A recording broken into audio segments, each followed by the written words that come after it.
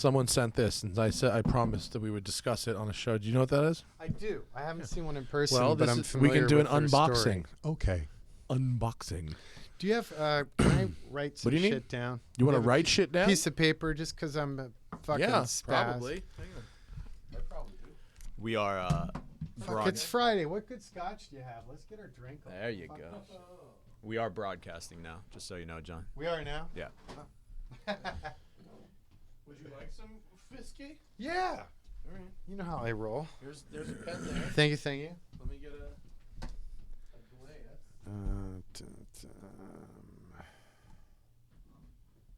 Oh my God. What'd you drive? What'd you drive here? 993 twin turbo. I was gonna bring a Thriftmaster, but Ceramic Pro is still drying on it. So. We're classy in this bitch. What up, fools? Give me a sound check. Check, in the check. Fucking hood. All right, we have an audience. We have a show. We have an audience. That's like step number one. That's really cool to have an audience. Bookers? Sure, why not? Is this? I thought you said hookers. Bookers and hookers. Hey, it's Friday. That's why I love coming here. You know, he always takes such thorough care of me. He's so good to his I have guests. two options. I have the Jefferson's Ocean aged at sea, which is they barrel age it literally at sea. It's a gimmick, but it does have an interesting taste. Does it PD it up or a little? Booker's, which is barrel proof, and it's fucking rocket fuel. Let's go with some At sea. some PT at sea. A seaman. Hi, Lottie. Kentucky Sea. Okay. How's your headphones? Good? Yeah, they're just perfect. That's awesome, because it's the motherfucking Smoking Tire podcast Yeah. on a Friday. What's happening? We don't normally work on Fridays, but today we work on Fridays because Jonathan Ward is in the house. What's up, boys and girls? I'm pouring some booze that was a gift, I think, from Lieberman. Oh, well, perfect. Well, Kentucky cheers then. straight bourbon whiskey, very small batch, Jefferson's Ocean aged at sea. And the thing with it is, I read in the label, this is the shit they do when they sell this, right? Ocean Voyage 11 departed Savannah at the end of July, and what a difference a month can make. So it sailed around and around and around and around and around. And on this, apart from the normal motion of the ship, the bourbon on board Voyage 11 remained relatively rest inside the barrels, giving it less contact with the wood. I don't know what the fuck that means, but they actually age this shit at sea. So here we go. Cheers, baby. Cheers. Did you ever Bienvenue. see the, I can't remember it was a blend out of Scotland, and it was John Shackleton's famous voyage that didn't pan out so well when they were trying to find a quicker... You've already lost me, dude. I'm sorry. Okay. But go on. All right, so vintage explorers. Mm-hmm. They were trying to find the quickest route. They set off from England, and the manifest, of course, you know, it's like prunes, 1 crate of prunes, Doubloons. 1 crate of doubloons, and 50 crates of scotch. So it ended up going sideways. There was mutiny. They split into 2 groups, and they all died. Okay. But the end. Did one group eat the other group eventually? So I think parts of one group ate that group, and the other group, I think, just flat out died without the buffet. But cool story was that there was a melt, and they discovered one of the crates of the scotch near his outpost, like somewhere really cold and fucked up. Okay. And they got a hold of the original maker. Oh, God. They had to get all these special permits. And Drinkable? Is it drinkable? So check it out. They Okay. went and got it, and it was drinkable. And their lead barrel master, like, they duped it. And it was the coolest reissue, like the packaging. Where they analyze it and then remake it? And they did a blend to recreate it. That's awesome. But they geeked out. They did everything down to the hand-blown glass the way it It's was fucking great. in the 1700s. Who reissued it? Do you remember? We can Was it Google like but- Lost Spirits or someone that did it like that? No, I think it was The same company? original distillery. amazing. So like they had film negatives in there of original shots. They had a But he found an actual booze time capsule. It's Yeah. like, here's everything you need to make some more and, of this. and the label was like hand block printed. Oh, it was that's wrapped awesome. in corn husk in a little wooden crate. Like a mummy, like a little And- bourbon mummy. And it tastes good too, which is just Did you get amazing. some and try some? I did. Oh, awesome. My lovely neighbor Kenny bought it for me for my birthday. Did we talk about Lost Spirits when you were here last? Have you heard about them? I haven't, but I'm all ears. So Lost Spirits is this place in LA. Tim, see if you can find their website. It's probably weird. So Lost Spirits figured out a method to make fake aged booze. So what they do is they distill. They distill on site. And they've licensed this technology to somebody with a lot of money, like a Bacardi or somebody. So Perfect. what the technology is they make a grain alcohol, right? They then have this machine that is like a big clear barrel, right? They get old wood, like from furniture, like certain special types of wood that they buy from, like, they'll buy like a vintage bench and use the wood from that, like from like the 1700s and shit. I don't remember the type of wood, but it's whatever the woods are they use. They take aged booze, analyze its flavor profile, and then find other things that can add up to create the same flavor. Like, right? So like 1 + 2 + 3 = 6, right? You're doing great. But 2 + 1 + 3 also equals 6. Right? The point is to get to 6, not how you get there. So they have figured out how to replicate the taste of a 20-year-old Scotch in 6 days. Oh, the McCullen family would be very happy Right. to hear that. So Because we're running out. That was like when they came out with the rare cask. It's like, well, this Yeah. shit's new and it's a blend, but what should we call it? Yeah. Rare cask. that's like and a it's Subway $400 foot long. It's Yeah. not. And we don't mean it's actually 12 inches. That's a trademark slang No, term. foot long, not 1 foot. Wait, It's so just to different. finish this up, they have these clear things. They buy this vintage wood. They dunk the wood into the booze, and then they blast it with UV light to What? break down the wood, and they make this shit in 6 days. So these are the machines, Tim. These are the machines. So it looks like fucking Frankenstein shit. That is so funky. Well, because you can go see this. Are they cool guys? Do you know Yes, these folks? they have a tour. They have the weirdest, funkiest distillery tour. So they license their technology to whoever, I don't know who, a big company for fuck all and Richard Branson money, right? And what do they do with their money? Well, they buy a warehouse downtown and they make like Willy Wonka's fucking weird distillery tour. Good for them. Tim, pull these images over and just start clicking around. So this is like their opening bar. It kind of looks like a tiki bar.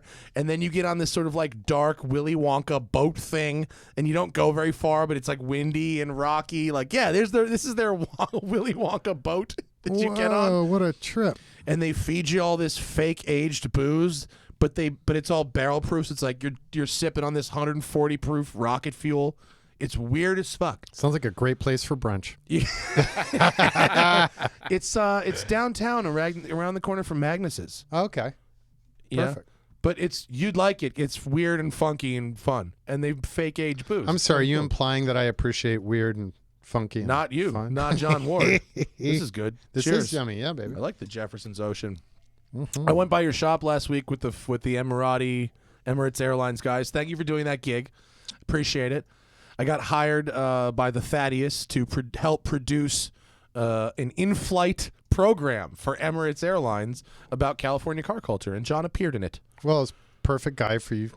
You know, for them to Perfect. come to you is genius because you Yeah. know the whole crew. You know all Yeah. us weirdos. And I know what the Arabs want to see about California. Trucks. They want to see big trucks. They can play in the dunes. They want to see supercars. And this is going to go great until they hear you use the word Arabs. I'm one of them. I can say Arabs. I'm allowed. I can make Jewish jokes and Arab jokes. We're all right. All right, We're covered. fair enough. See this arm hair, bro? Yeah, but I fucking earned it, habibi. I'm too good at it. The fucking guy. all I earned is sunburn the- and a fucking the- bald when I- spot by being Irish.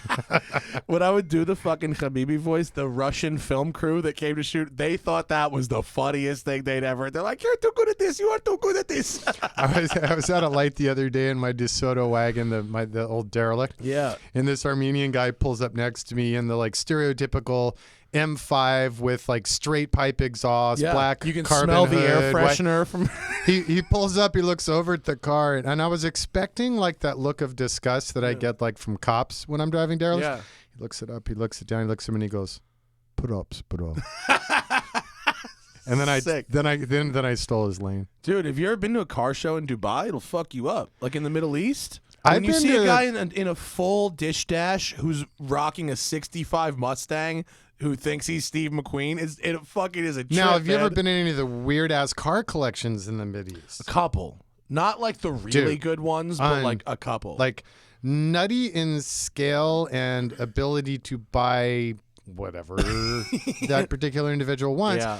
But at the same time, I found some of the tastes to be like culturally very interesting and unanticipated. For In what example, way?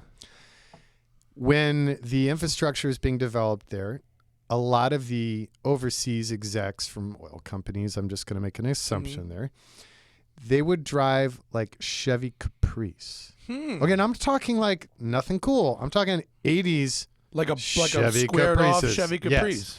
And I've seen more than one collection in the Mideast. That includes one. Oh, where homeboy is proud to have 20 or 30 Caprices. Really? Caprices. And Fuck this outta is here. my Caprice Classic. This Caprice was Taxi Cab Chicago. Like, No way. Yeah, like super trippy. That I would love to see. It's really Do you know how neat. much I would see? Like, do you know how much Travis would pay me to do a story where I fly to the Middle East and go into a bunker to find 30 Caprices? Or there's the Saudi gentleman, I forget his name, who builds like the absurd Rainbow Chic. So he builds this scale. Tim, just Google images the Rainbow Chic. He has and add AMGs and cars. the most absurd. He builds scale. Yeah, it's like because that's what he did was infrastructure and architecture and so he'll like go to his shipyard and Dude, build a 3-story. Look at that thing with all the wheels Jeep in the middle. Willys. Pull that fucking thing up with all the wheels. He texted that to me recently, like, look what I just finished. Look at this vehicle. I have figured out how to drive a locomotive You on know the what's street. great bro. about him though? That guy is a honey badger in the most beautiful way. If you dig it or you think it's absurd, he really don't care. Yeah.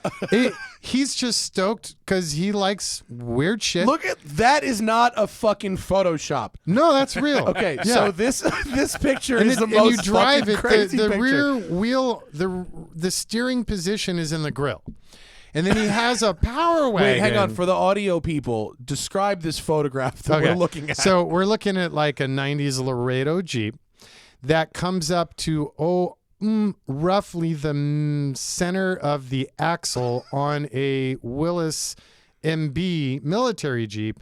That, like, no exaggeration, you need like a serious ass ladder to even get It's to a the running 12-foot board. tire. it's the size of an apartment building. It's a Jeep the Yeah, size of an apartment Give building. you a sense of scale. I've seen a picture of that same vehicle that he sent me where a dude is standing, a tall dude, is standing on the driver's seat and barely can get his hands on the bottom lip of the steering wheel.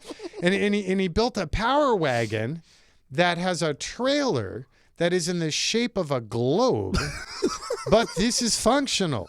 Bro, in what way? No, It actually is full. It's towing full world. No, seriously, it's full planet. It's a mobile work office. It's got. I forget. I don't want to exaggerate, but it was like 2,500 square foot. It's like mobile Will Smith's workstation. gym. Oh, there's the picture. Look, there's a picture of the guy with the steering wheel. You know, Yo, you that gotta looks love like car when culture. like a fucking 5-year-old steals his dad's car. You gotta love car culture. All the my God. wacky shit. So are you homies with this guy? Yeah, Is he the coolest? he's lovely. You know, I don't think we've ever met in person. It's been a text versation relationship over the my years, but God. every time he finishes a new absurdity, he's quick to share it. and I I'm would do quick to enjoy anything it. to be friends with this guy. This guy rules. Well, we should connect you guys. If you get that, you Where- should pitch where that is he? Is he in gig. Saudi? I believe he's in Saudi. Yeah. If you get that gig, I can hook you up with some really cool, weird What gig? stuff. Do I have a gig? Yeah, you were gonna pitch the. You need to Oh. go cover all the man caves of the Mideast. Oh yeah. I mean, I'm sure Travis would love that. I'd have to hook it up. Maybe Faisal would hook it up. You know Faisal. Yeah, he's a good guy. Yeah. Well, Did I ever that's tell you the who- story where That's who's behind that thing. Faisal's behind the Emirates because thing. their family owns half the airline? Probably, I didn't know. No, that. they own the media company though. Oh, they that own makes the sense. social media company. Yeah. And Look the at land that. it's That's on, the Jeep thing. and the from highway back. you drive to get to the Bro, media company. Habibi, we don't need to talk about this. Did I ever tell you how he My screwed with assets are me? protected, bro.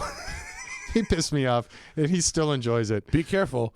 Well, no, I hope he's listening. Okay, cool. 'cause I'll call his ass out. All right. I was in Bahrain for the F1 races, And I run into him like, dude, where you been? How you doing? Oh, what are you doing? Oh, we're running the GT class, so I got my, I don't remember, it was a GT3, GT4, and I'm like, oh, that's really cool. He goes, well, have you driven one? I said, no. He said, have you driven this track? I said, no, I haven't. Oh, well, come on down. I'm in pit lane. I'm in number 1 pit. Come down before the race. Come drive it. So I get all excited and I go down there. I come showing up and he's like, oh, hey, man. No, dude, I was joking. You can't drive in this track. They won't let you do. I'm like, oh, because I'm spoiled and usually I get away with shit like that. Background: Faisal's the dude Thaddeus works for in Dubai. He's also the guy who's driving the Persang Bugatti in the Dubai episode. Of Very Drive. skilled driver. Yeah, he's good driver. He also somehow, well, I don't have to say somehow. I know how. He got a license plate for a cup car and street drives it in Dubai. Yeah. Doesn't take a genius to figure out how he did that. No, but he did. When you built the road, you can kind of pick your plate. Bro, this is my highway. I have back to, sorry, we're as usual all over the place. It's partially why I love you. Back to obscure car collections. Oh, yeah. I have a dear friend who has a car collection that he keeps up in Central California. So what's killer about that is it's like a super small remote airport that you land into, and then his sort of completely nondescript 1980s industrial commercial, like is like a HVAC vent company he's building. He left the old signage up and everything. Just a box. But you go inside, and the box is the size of a football field, and he's out of room. So he's buying the old aircraft hangar next door. But the dude's collection is off the hook. This is when, I think we talked about this via text. So this is when I drove a 3,000 mile GT40. And then I drove one of the original Mark III GTs. Yeah. And then my Quinn, my 16-year-old, was up there with me. And he's like, Quinn, you know how to drive stick, right? And Quinn's like, yeah, I got this. He goes, well, pick a car. Quinn's like, I'll take the slab-sided 289 Cobra if you're cool with that. And he said, sure, go for it. Really? So 25 miles driving in like remote Central California magical highways. Fantastic. And the most absurd group of cars. But 289 Cobra is the best Cobra. That car is so well mannered. Mm-hmm. And I've driven big blocks and they're just stupid. Yeah, they want to kill you. Yeah. You don't want to die in a Cobra. But no, the small block Cobras are they're great. Yeah. So that's the secret of the warehouse Cobras. on the inside is a blank canvas. I was bitching to him. I'm like, all these guys, car collection. You go in, and it's like this drab-ass warehouse, concrete floor, fluorescent lights, and all these cars stacked next to each other. So he's like, well, yeah, that bugs me too. He's like, what are your favorite places? And I'm like, all right, well, you got to go to the Automotive Museum in Torino. The design, the user experience there is unparalleled. Really? It's a phenomenal museum, the way it's designed. And so I start listing off collections and stuff. And he's like, well, since you're so into it, he goes, well, would you entertain designing my space? Oh, sick. Oh, my God. And this is the dude who has the DC-3 that we bomb around a lot in. Oh, really? Oh, yeah. Like it's on. Why am I not friends with these people? And he gets it. So I start coming up with. How many of your trucks does he own? Dumber. None. Oh, We're just really? buddies. Yeah. Oh. I keep coming up with dumber and dumber and dumber, crazy ass, no respect to your pocketbook ideas. Like a Rube Goldberg device. And he's like, oh, that'd be cool. So you shoot a basket, and when you hit it, well, no, it randomly selects a car. I want to do a tempered glass catwalk, stainless cable suspended pillarless that goes the football field length of the collection from above. And then at the end, there's like a 40-foot wide deck that could be like a party space. Are you going to do a run of Starlight Express? Well, no, but I'm like, what'd be really neat is like, while we're up here, what if we had like a Fronte Miller or like a Quarter Midge as like a mobile? Yeah. Right? So I was thinking mobile. My immediate thought was really? Calder and mobile. Yes. So Calder That's was where I was going with so this. Picture this. When you're on the catwalk, say it's every 2 minutes is the rotation cycle. Boom, it's a complete quarter midge or half midge or whatever. And then it's motorized and the mobile starts, everything rotates axis out and it explodes. Yeah. And then it comes back. Yeah. Like, how fucking cool would that be? You just spent $50 million on that. but no, I'm like, well, if you want me to design it, like, I'm game, but listen, I'm going to need an open check. Yeah, basically, like, I want to do some stupid shit no one else has done yet. And he's like, cool. So I'm doing it. Yeah. And then my buddy. Wait, are we going with this? This is what was the exploding thing is happening? That ain't nothing. That's like Can you just put in a model train that delivers drinks? Well, want actually, that funny, so badly. funny you should mention that. So he half his heritage is Japanese. So I want to create the walkthrough experience also. Like when you go to these big collections and they turn the light on and you're like, even if you're like a really on your game car geek, you get overwhelmed because you can't absorb it all, right? So we're designing it so far. My buddy Kyle Evans, who's a genius designer, ex-lead under Mark Allen at Jeep, and he split to do his own studio. So I flew him out there with us, and he's like, oh, my God. So he and I both are like, dude, I don't want a dime. Like, I'm not charging my buddy a penny either as my friend because it's such an amazing experience. So we're are buying you making like different kind of dioramas, or is it one big? So here it is. As you walk into this warehouse from the back, instead of immediately getting dumped into a warehouse, you walk into a 1800s Pennsylvania covered wooden bridge. And then as you travel through the bridge, right, and picture the acoustics, right, the old clock and clock, right? Yeah. And then you open the doors, and then we're sequencing the lighting, and we're making it more like a Japanese garden where as you have the experience, as you meander through the path, the lights glow up, and you're only absorbing the different displays as you travel through. And we're creating, there's two reasons the guy But what if he collects. wants to drive something? They're all drivable. Okay. The floor will all be raised with buried electrical and lighting and Okay. chargers and all that, and it'll all be reclaimed wood. But all cars are drivable. Nothing's on a pedestal except we do Okay. have a wall cantilever display of some cars. But the idea is as you walk, the lights fade up and fade down, so you're captivated by each. Yeah, they And then kinda it's follow either engineering and design verticals. Uh-huh. So David Brown's original DB1, Yeah. then a DB24, then a 5, then a 6, then a 7. And for the verticals, we're going to create an environment that is mirroring the original design studio and production floor. Fuck me. And the tools and the equipment and the drafting tables So wait, and does shit he that would be already have the cars Oh, to yeah. fill the verticals, or The are you cars are making done. you making new verticals for him? Oh, to no, I'm buy? getting him in all sorts of trouble. I'm like, what about Fossil Vegas? They're Yo, really listen, cool. we're gonna need a vertical. We're gonna need a Kaiser vertical. He's already, we already, it's happening. So he's got the Kaiser Darren Roadster. And then I'm like, well, if you got that, we need like other super freak, didn't quite we make need the it weird bastard. doors vertical. So we have a Jupiter. Yeah. And then what's that crazy one that it was made in Israel in that time? It's like a little sports car, fiber fat. But like, Israeli. we got some weird shit going in this collection. You gotta get some weird South African cars going on. They Laka. had some weird shit down there. So if it's not a vertical of engineering and evolution You're of fucking design, nuts, dude. That's it's awesome. just because something is the most beautiful example of design of that year and time. Yeah. So like 37 Lincoln Zephyr, Mm-hmm. I'm like, all right, this needs to be the speakeasy display. Totally. So we're gonna Art take Deco, everything. we're gonna take a Lowy train and quarter cut it, so the train's on the wall, and then it'll all be Are we like looking at the deco. exterior of the train? Oh hell yeah! That's Okay, the cool cool. part. Yeah. And then it'll be like a speakeasy bar, and then we'll have another area that could be like a madman mid-century office space for like if he actually has to have a professional This meeting. is real and stuff. crazy. Oh, it's gonna be off the hook. I'm You know where super you should excited. consider going is the Mojave Airplane Graveyard and Yes. buying a section of an aircraft Yes, as well. yes. A cockpit. Well, you probably need spares because, you know, that DC-3. There's I think 8 that are still airworthy. No, there's 10 I think that are still airworthy, but there's only 16 pilots still worthy of flying them, and it takes 2 pilots per plane. So there's a little this bit is of good. pilot demand. That's good. Yeah, it is such a cool experience.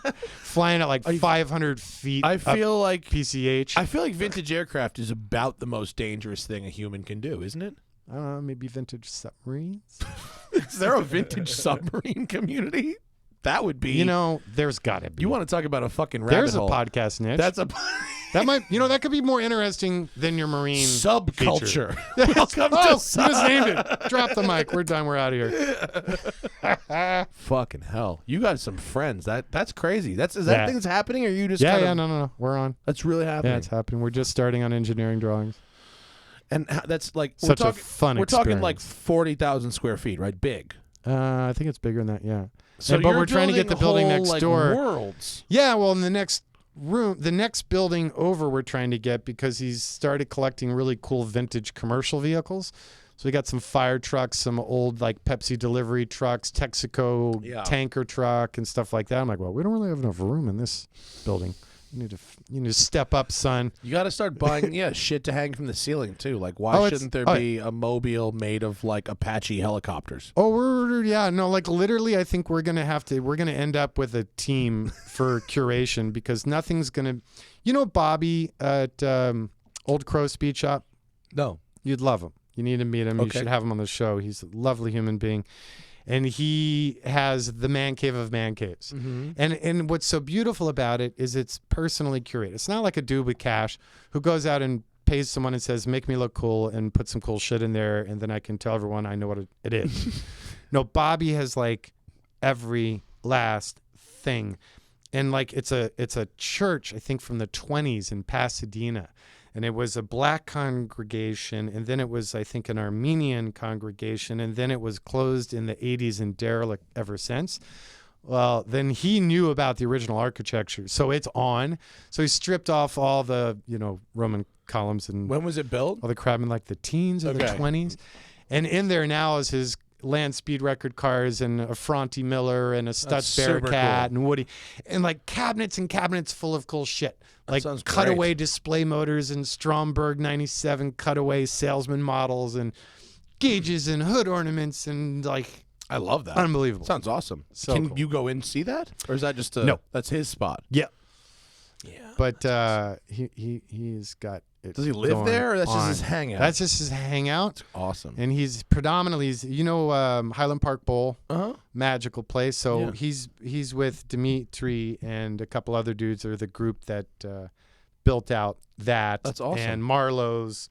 And they just took over, what's the one by Sunset Gower? Formosa Cafe. Oh, cool. And they're reopening it. Oh, right. Yeah, like any month now. Great. And like, again, down to the wallpaper, historical photos. Yeah. Bobby's the geek who will have the wallpaper recreated as it was. Do you have a historical photos guy?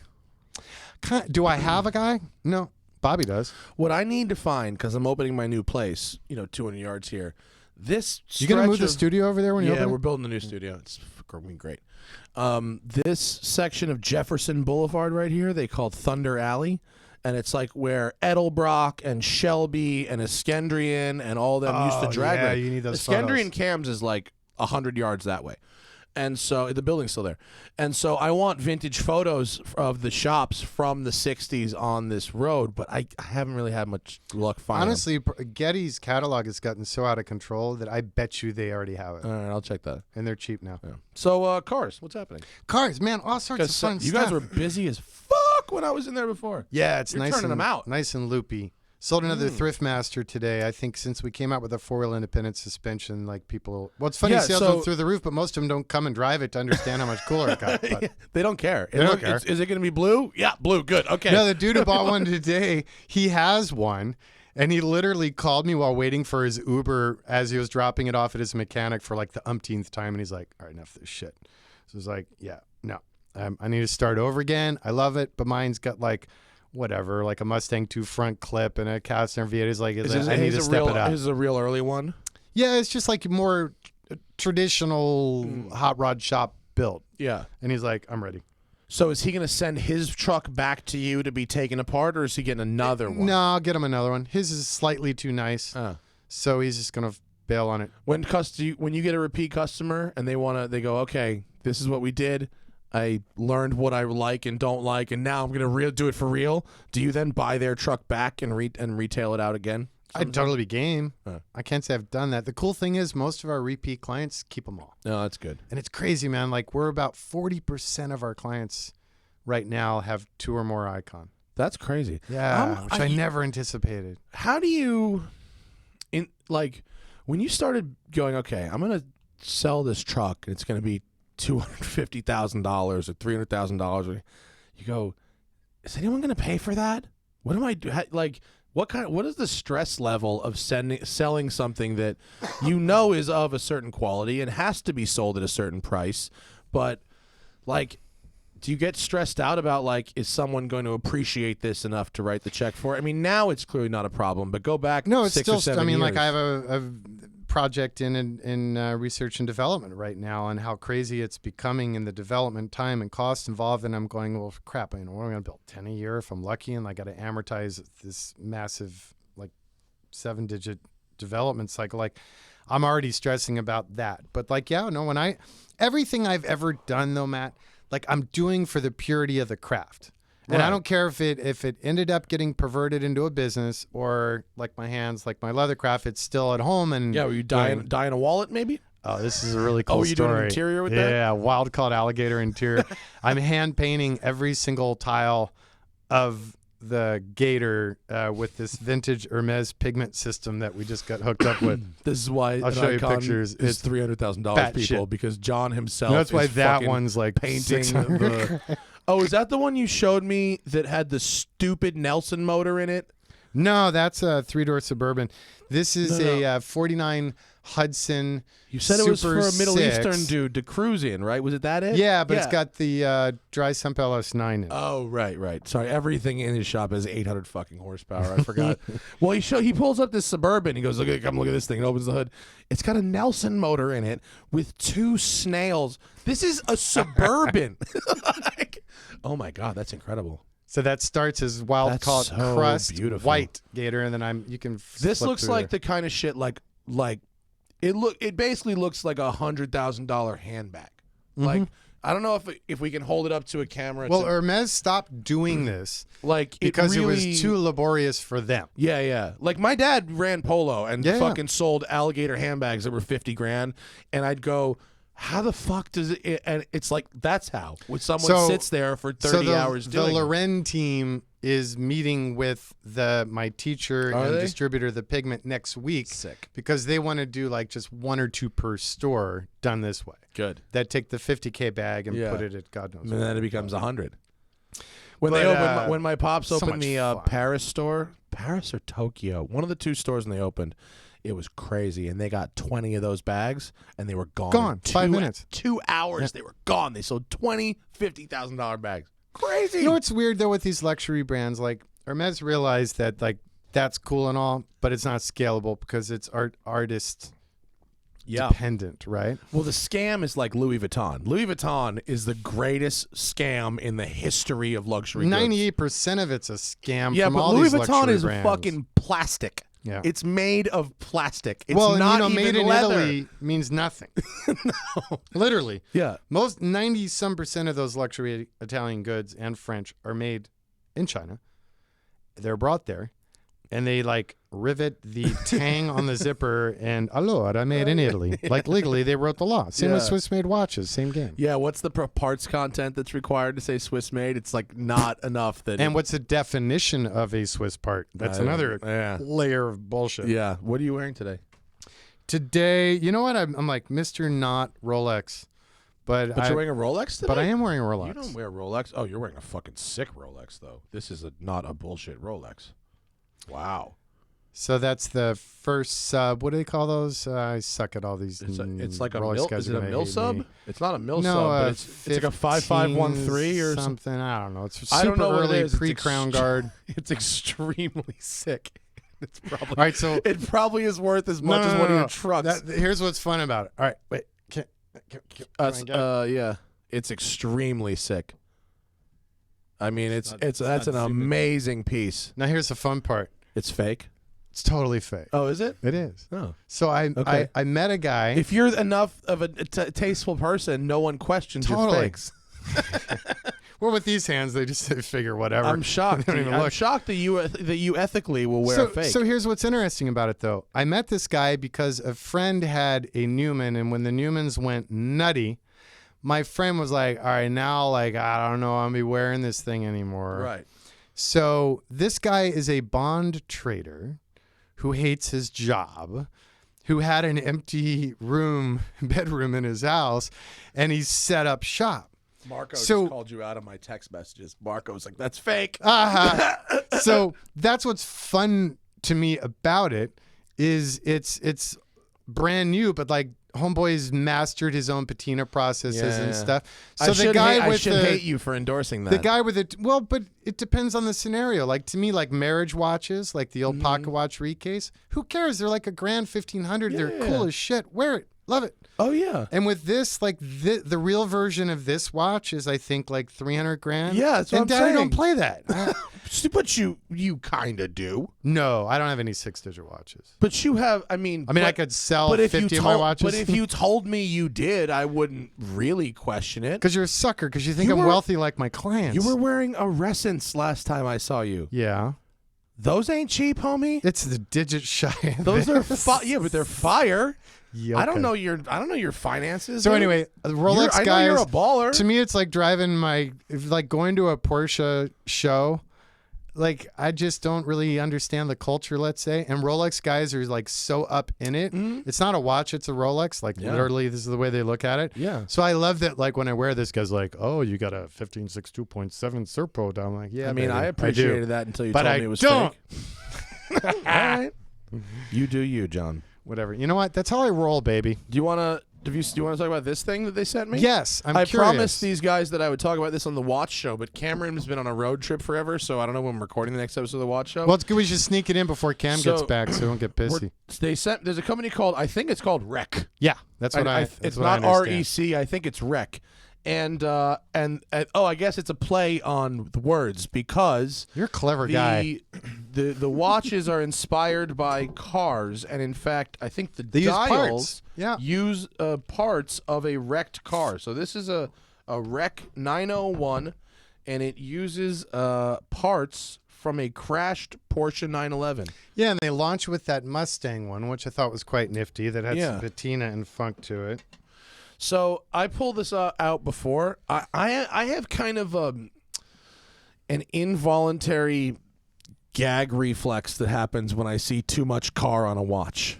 Really? Yeah, I can't. There's nothing I can really do about it. See, I have the same thing with like modern luxury watch brands doing a pairing with a car company because usually it's like marketing shallow veneer bullshit. Oh, like where, the Jacob Bugatti edition and whatever that stupid stuff. yeah, or the Roger JLC Dubuis AMs and Lamborghinis. stuff. Like there's so much. Like when I did my doozy, it was Yeah. because that pissed me off. And like from an industrial designer's perspective, there's so much more meat on the bone. And like, dude, you guys are totally missing it. Yeah. But I think their angle is quite unique. Well, so this thing's like $1,700, $1,800, I think, and There's a lot of fit and finish at that price point. it's a calendar. It's got a I think it's an annual calendar function on there. I think Pretty cool. I think they get a lot right, actually, and I think it's enough. It's got enough like Porsche-ness to it without like screaming Porsche. It does have a Fuchs wheel design on the back, which is not actually my favorite. And you notice the winding rotor is a drilled brake disc. Timmy, what do you think? Here's what I appreciate about brands at that price point. The fact that they have their own DNA, whether we like it, love it, hate it, kind of whatever like our emotional reaction is. I say kudos to them for defining their own perspective and design. Yeah.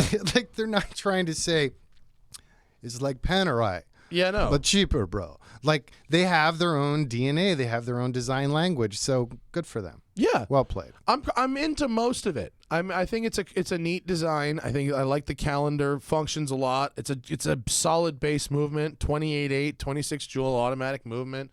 It feels pretty nice. I don't love the strap, but you can change the strap very easily. But again, at least the strap's unique. You've never seen that strap design. True. The strap is unique. What do you think about, this is nitpicky, about their font? Oh, don't get me started. I don't love their font. me. Me neither. It's a little Times New Roman. Well, the other issue too, like, but I'm a goober. Like the font for branding versus the date wheel versus on and on. And then like there's multiple fonts going on here. Like to me, I want the same font on the strap. I want the same font on the date wheel. I want the same font on the branding. I want that flow, that continuity. That's just me. But I think for the money, it's a I nice was saying, but piece. at that price point, you know, No, for the money, it's get a our nice boot piece. out of the I'm butt. gonna do a giveaway on Instagram, so you're gonna be able to win this piece. I will try. They're not paying me to do that, but I just think someone will really enjoy this and get a lot of use out of it, and so we'll have a little fun giveaway on Instagram. Cool. I'll make someone guess the mileage on something, and they I'm can in. win the Rec watch. What's the Lexus at? Oh, we finished. We hit a mill. No, I know you hit a mill, but then like you're done. I gave it to my friend Freddie for $1. in Florida, and with the understanding that he does YouTube videos also where he does like builds, like he fixes fucked up exotic cars and stuff on his channel, and he wants to put a turbo on it and put it on a dyno and see how much power he can make. He will eventually blow it up. Oh, yeah. At which point he has to take the engine block and make me a coffee table. Oh, that is a hell of a deal. That's what I really want anyway. Yeah, I mean, you could have given him $1 for that deal. Splash? Sure, I'm out. I don't want the car, but I do want the engine. You know, I didn't think about it. I should have hit up Rec for the charity auction because we've got some kick-ass watches from friends in the community. I'll tell you what. You know what? My gift to you. Oh, sweet of you. Sorry, Instagrammers. Sorry, Instagrammers. But you It's can for bid charity. online for my charity auction. It's for charity. This will be killer. I think that Very cool. that will go over. That's my gift because I asked my pops for something Tiffany, and the company couldn't just give it, and he was like, I could just buy it, and I was like, no, Yeah. whatever. But that's Sweet. great. That'll work. And I bet you he'll hook you up Auction. with another one so we can still take care of Instagram. Auction. He probably will. Sweet. So I wanted to. What's your model lineup look like right now? We've got the original FJs that you make in various flavors. Yeah, so the production line's still the Broncos, we call the BR, the FJ series in 4 body styles, and the Thrift Masters based on the 47 to 53 Chevy pickups. What's recently changed is now we are representing, you can get either of those 3 models in 2 different design packages. So it's like those places where you choose your meat and then you say, I want it in a wrap, or I want it in a salad, or I want it on a sandwich. kind of, but like for me, the inspiration was Nike ID. So on the Right, website yeah. already, we launched the FJ where you can do a full configurator. You have a configurator Dude, on your I'm website now? so proud of my configurator. Oh, shit, is this it? I think it's better than Dude. the OEMs, and I studied the piss out of all of them. What would John And Moore do with a configurator? I built it. It took me about a year, and I MacGyvered my ass through it on a shoestring budget, and I'm super excited. That's great. I can't wait to fuck around with that later. So okay. we're doing that now for the other models, So the and we 3 started flavors? with that through, so BR, FJ, and TR, but now old school is a new thing for us. Because when we launched the brand, we did our own sort of technical industrial style because I don't think people were able to get their head around our novel engineering approach unless we packaged it visually in a very unique way that differentiated it. Now, fortunately, I think enough people understand Icon that now I can backpedal into it and say, okay, well, if you're down with the evolved mechanical and all of that, but you want a more vintage look, now we have the old school edition, which, like with the Bronco, has been super fun because we're Which doing is like plaids small and all. wheels and all that kind of stuff. Well, Like, don't go too far there, man. I still You gotta put fit the Brembos brakes and all in, the good yeah. shit in there, but like it'll be orange or like funky Oh, yeah. plaid and herringbones and houndstooths and more retro trim and badging and just more and more under the radar. I think they look awesome. what I about think the you built an electric derelict? Yep. Which I saw. Yep. I think You got to drive that I one. think people have, for some reason, developed an impression of me that I'm anti-EV, which is completely untrue, and I find EVs to be super I'm interesting and cool. anti-EV Are you? unless it's the right one. Well, I'm anti. From an engineering I'm anti, and like sucky performance. cars in general. And that's the problem, in my humble opinion. yeah, okay, fine, but like Is EV hot most rodding, I EVs think are is like interesting. kind of radio shacked. Right. So here's the thing with EV hot rodding. When you're building a modern EV, like an OEM does, right? Like squeaks and rattles and all this NVH becomes like so important. Like your NVH, at least in the couple of vehicles of yours I've been in, is staggeringly good for the age of the vehicles you're working with. But when you're talking about electric, now what do you even do to make that acceptable? Or Just is turn it the stereo up. Is it just okay to have a car that rattles because it's a No, fucking like 49? honestly, I think we're able to control that. Yeah. You know what I'm finding though, for example, like as we've done 3 EVs thus far, really the most notable is the electric 49 Merc. That is actually a test bed project, very expensive project, which beyond what the client invested, I invested another $250,000 and lost my ass. Why? Because I want to pave the road. Because Dare I ask into what? Like the client asked you to build something and then you threw more at it. What were you aiming for by throwing more on top of what the client wanted? Tesla supercharger compatibility. Oh. dedicated proprietary CAN bus network, double stopgap safety on everything. Oh. Why'd Thermal you lose your ass? management with refrigerant system to maintain the Tesla battery modules in the sweet spot, which no one bothers doing.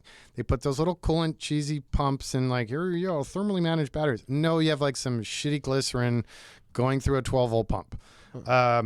So I wanted to, I mean, that's a dual AMR motor, 475 torque, transmissionless, 0 to 110, no shifts. Is it P85 battery array. Is that basically a Tesla powertrain? No, No. no, Okay. they won't play with me. Oh. So it's just their battery array. And I would have done a P100, but we couldn't fit it. So we fit a P85.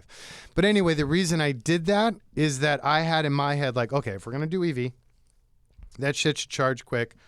Enough for this bullshit range. It's got to be thermally managed. I have to cover scenarios that a lot of the EV converters are not. Like go to Big Bear, charge it overnight.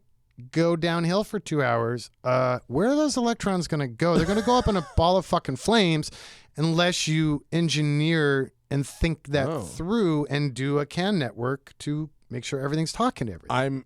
I am frankly shocked that is even something that has to be thought about at this point. Well, and I'm afraid that a lot of people ain't thinking about that, and it's pretty they gnarly. fucking should be. Yeah. So I'm in the weird spot with EV. Like, for me personally, I miss that visceral V8 growl and all that, and there are tricks around that now that we're exploring.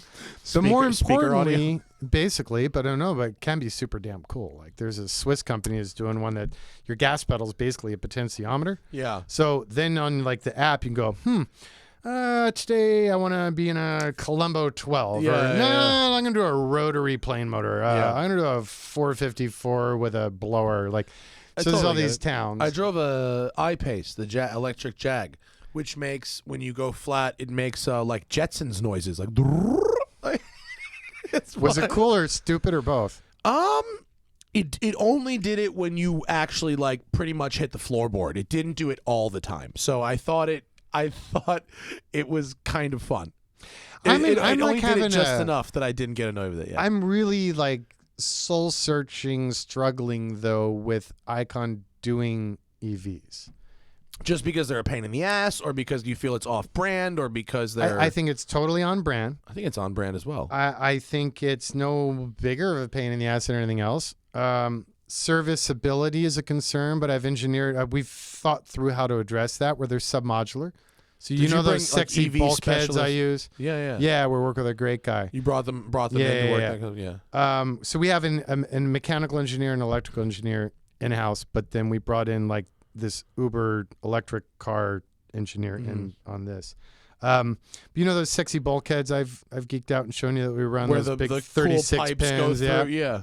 So my EV concept is submodular. So, and we're remote monitoring them. So if we know they have a shorted cell, we'll know before the client knows. Oh. And then we say, I don't want to get into trying to get it serviced.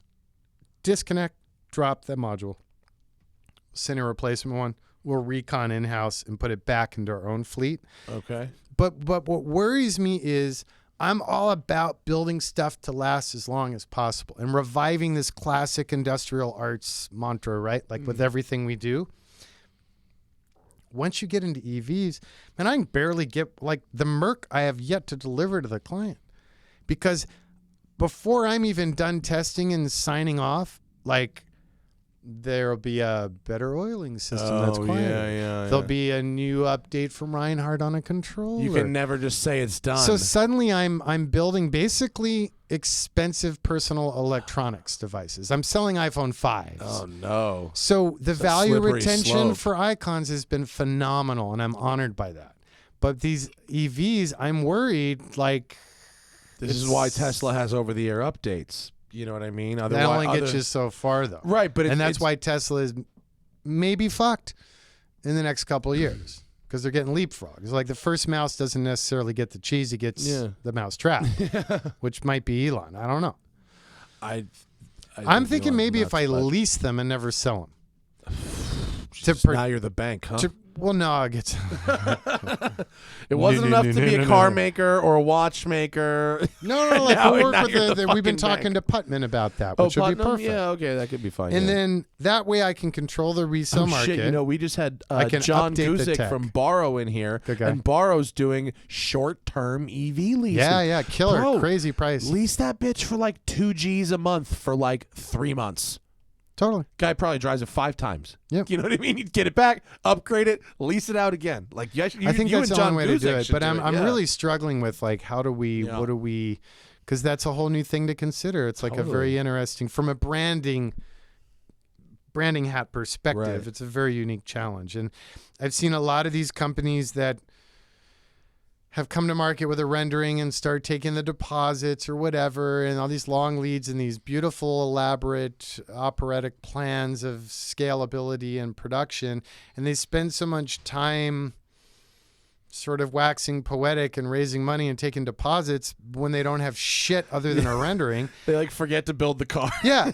and like one in particular, they're on like their 5th fucktard CEO in Detroit who's notorious for like, no one will take this dude's call. So they finally figured that out and got rid of him. But it's like the tech is already outdated. Yeah. Before they're even in production, their premise is outdated. Yeah. So it's frightening. Yeah. It's a very interesting, weird kind of spot. Yeah. On a more positive note, and maybe a little more straightforward, I see you're starting to do builds from the 90s, which I find very interesting. Who told you that? What the hell builds from the 90s? Are you talking about Rogan? Well, Rogue, isn't his an 89? No, you're right. It's a 96. And So that's TLC, not Icon. Oh. So now let's be clear. I didn't realize you'd put My on a different fucking appreciation hat for the that. 90s includes Toyota Land Cruisers. Okay. I didn't about realize it was. I mean, I didn't realize that that's a TLC project and not an Icon project. Dude, come on, like that Caprice we did, that cop car, that was like a lesson. Okay, no. Korean War and older. Korean War and older. I think our skill set and my design sense really translates best in like 63 and older, maybe into the 70s with a little bit of funkadelic added in is cool. Yeah. But like, All right, so how about this? Let's play a little game. Give me the top 5 in any order cars you've said no to people asking you to build since the last time you were on this fucking program. number 1, Defender. fucking PT Cruiser. Fuck out of here. Oh yeah, and that's so number 1 for Someone like, asked for the you. rest of my life. That'll be number 1. Are you serious? Oh yeah, number 1. Fuck no. Oh, I don't yeah. mean number 1 No, in but any other someone has chart ever at once. someone's asked you for that. Yeah, it happened. Open checkbook? Yeah, Open checkbook PT Pretty much. Cruiser? Woof. Gosh, what else did we get? A 90s Volvo wagon. You know, I think you could fuck with that actually. Yeah, if the dudes at Polestar like hook me up and like give me engineering support on the CAN networks to put their new platform in there, fine. But I talked that dude into a 145 wagon, so we're doing like this super sleeper surfer wagon. They have the coolest gauges.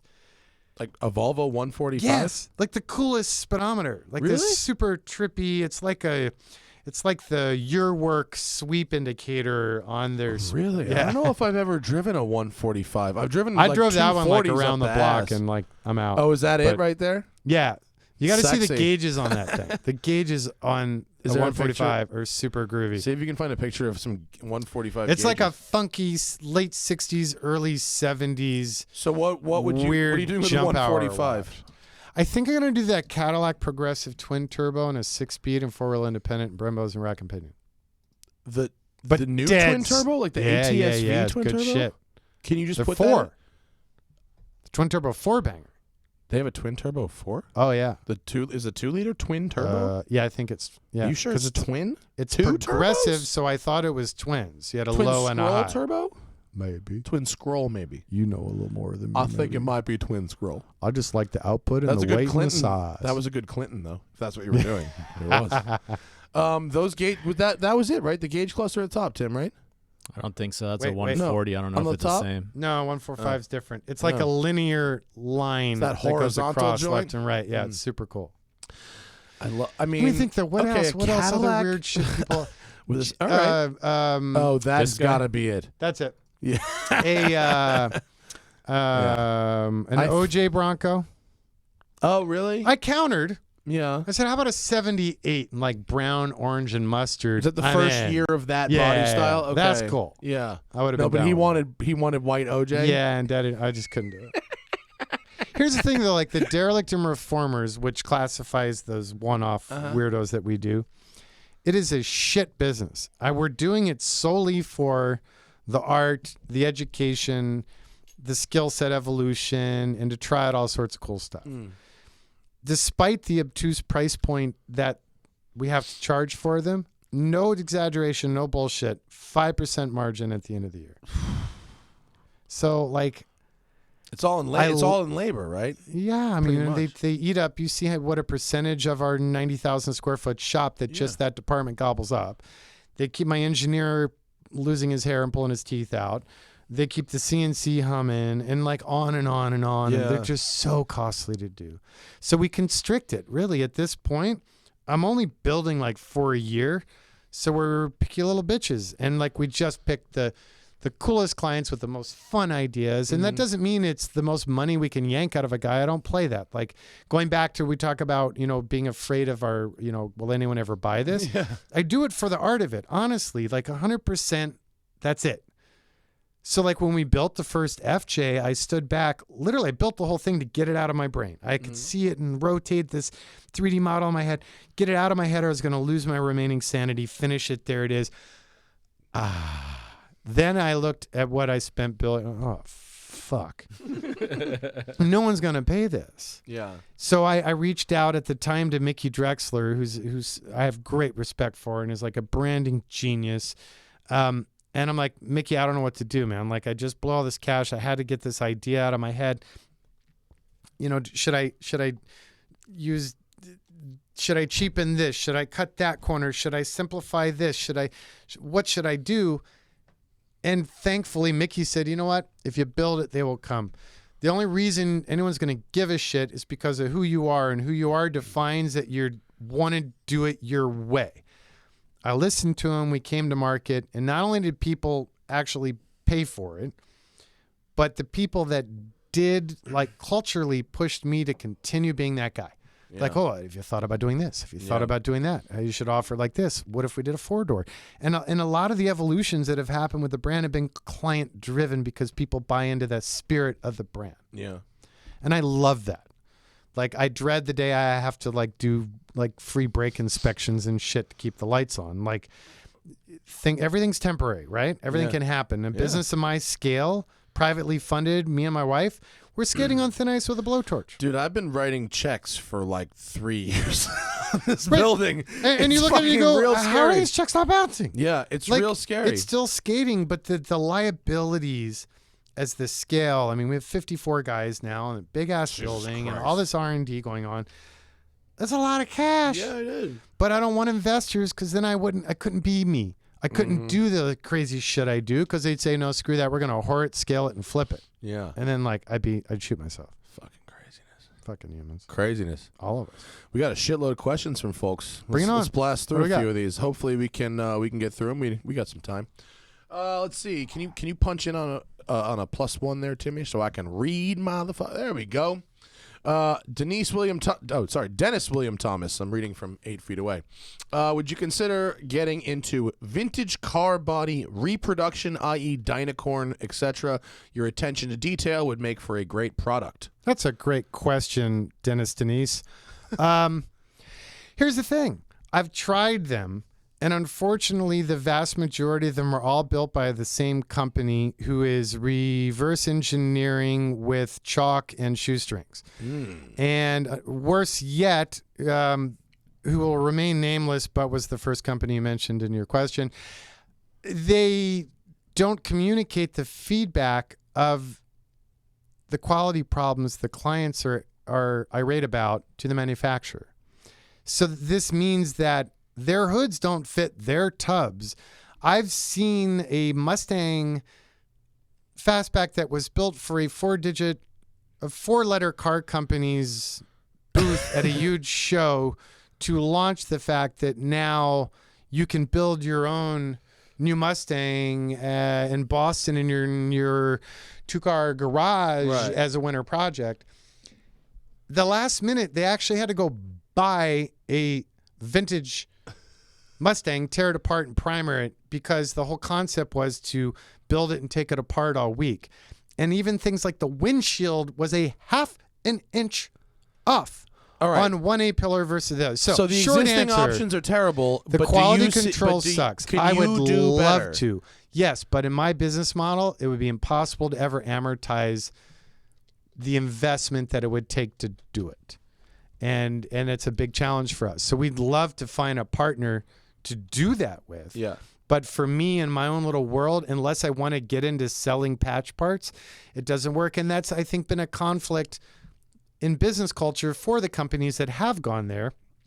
They don't want to lose the dude who needs a floor panel, patch panel cord or whatever. Yeah.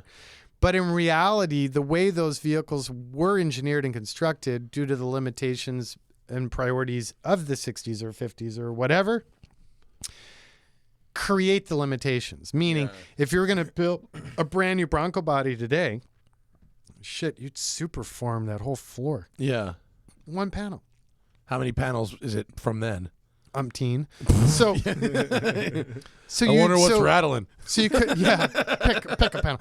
By the way, engineer at Ford just told me this when I was in Detroit working on a project last month. And this made me feel so much better. What the engineers allowed tolerance front to back for fit and finish on a Bronco on the production line. What was it? Back then? Yes. Oh, God. Half a fucking inch. Seriously? Half an inch. So like we're fighting, Oh rattles and irregular gaps or The wind overall, noise. the I'm like, overall length could be a half an yeah, inch. I'm telling clients, I'm like, dude, like I'm rearranging deck chairs on the Bro, Titanic. listen, they're all the same fucking length. Like- it's the best I can do. I'm doing everything I can, but like with that kind of tolerance, what the hell am I gonna do? So yeah, Dennis, man, There I'd you go. love to, but I Wow. think I don't want to get into selling parts. I've never been good at it. I want to build turnkey, full experiences. But that's a big constriction for me because I got tons of stupid ideas that I'm unable to execute because of those limitations. Understandable. Patrick says, Matt, I just started watching The Sopranos, and it's awesome. What's your favorite episode, character, trivia fact, line? Were you a Sopranos fan? Not really. No? I mean, I got into it, but I didn't get like into it. I was pretty obsessed. I've watched the whole thing through like 10 times. It's bad.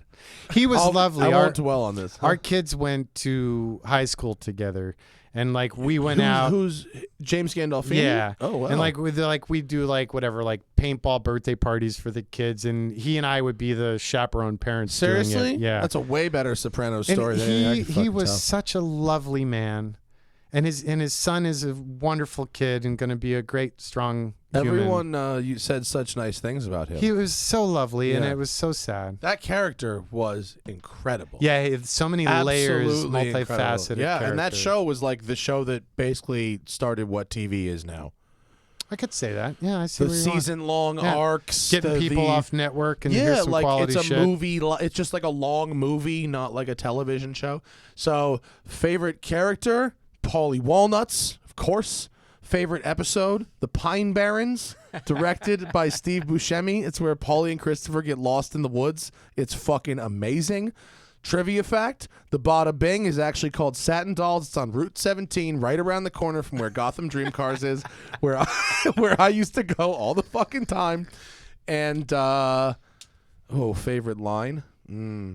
I won't say favorite line, but I'll say one of my favorite scenes was actually in the pilot, the first ever episode. Tony Soprano chases down and runs a guy over. The guy's on foot, and Tony's in an LS400. He's driving Christopher's LS400, and he's playing like Boston or like one of those kind of fucking like shit 70s bands. Peter Frampton or something, like wah wah wah wah wah, whatever it is, and he mows this guy down in this Lexus, and I just fucking love it. If you haven't watched Sopranos all the way through, you must. I think I need to. You must. It's so good. Vlad says, John, I love your 49. Oh, and congratulations on my wedding. Thank you, sir. John, I love the 49 Merc EV, especially the V under the hood. What does that mean?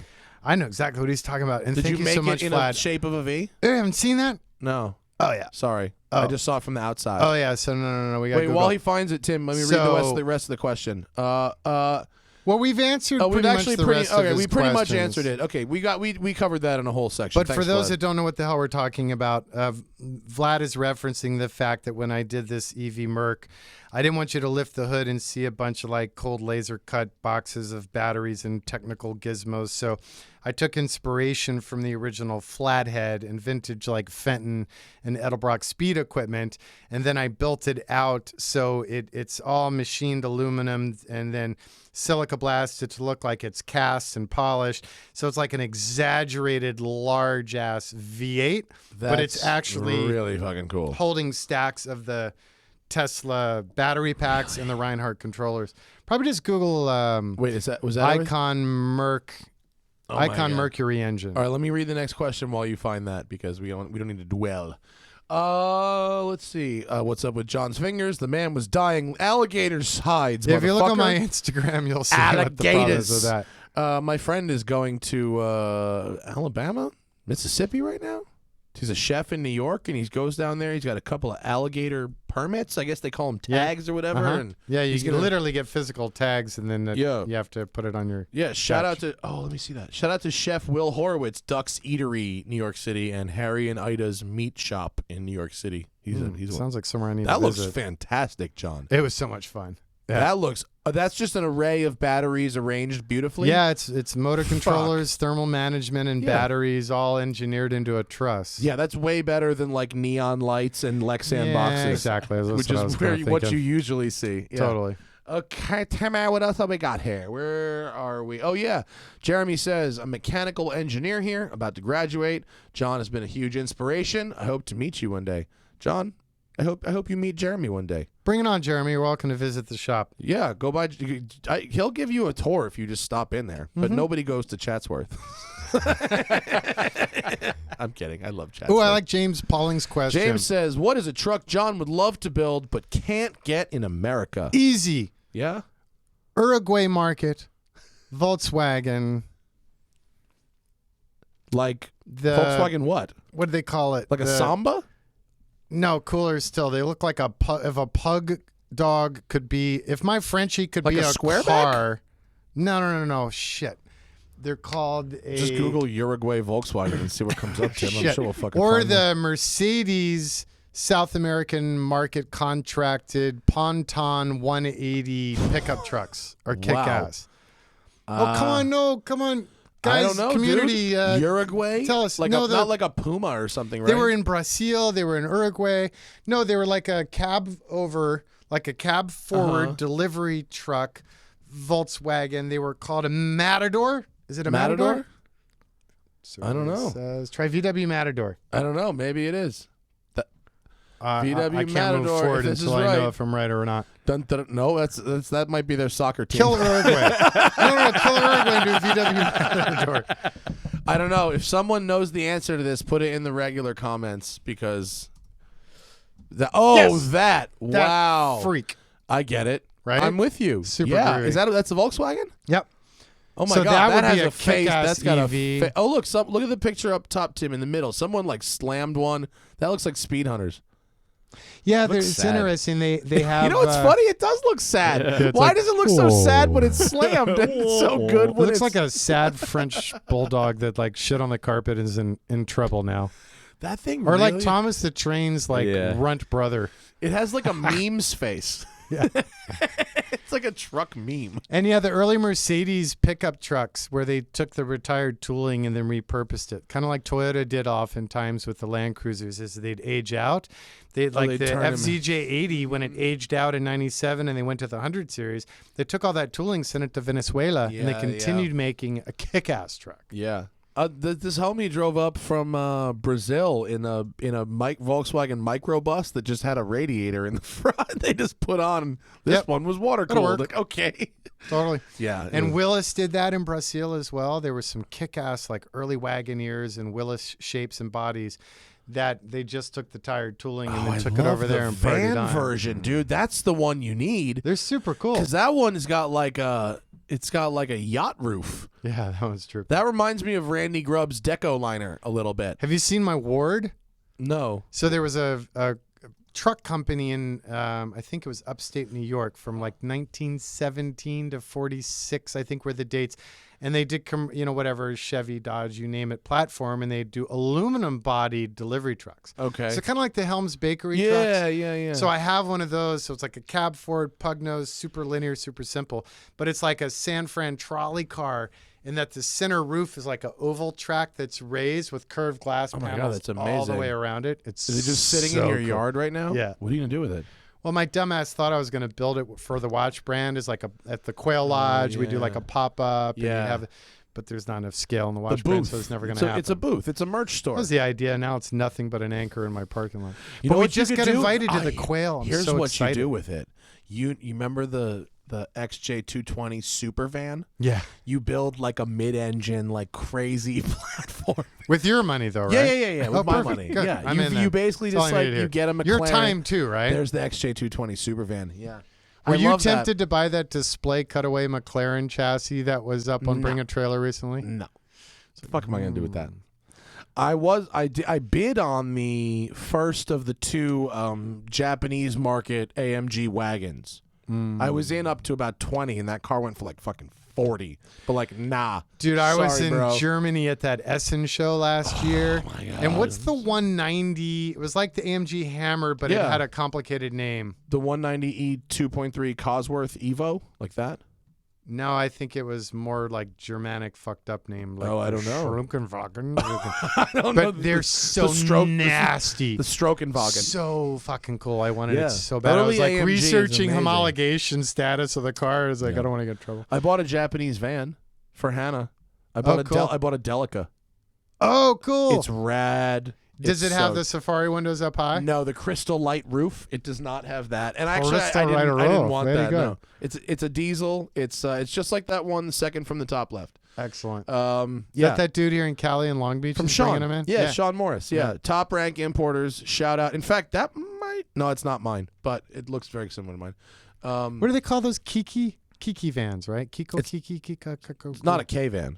It's not small. It's not like a Honda Acti. It's not that small. It's not that small. No, it's the size of like a normal minivan. Now, it's a little smaller than normal. Have you seen like at the Moon Eyes show in Japan? Which actually, you and I, if you haven't The been, Moon Eyes show. Oh, dude. This sounds promising. What okay, is so that? Moon, the vintage California speed equipment company, Okay. now they do a show in Japan that is off the hook weird. Moon Eyes? Oh. So like they do a It's like hot rod show Verisima? in Japan that's like batshit because it's how they interpret our culture. Yeah.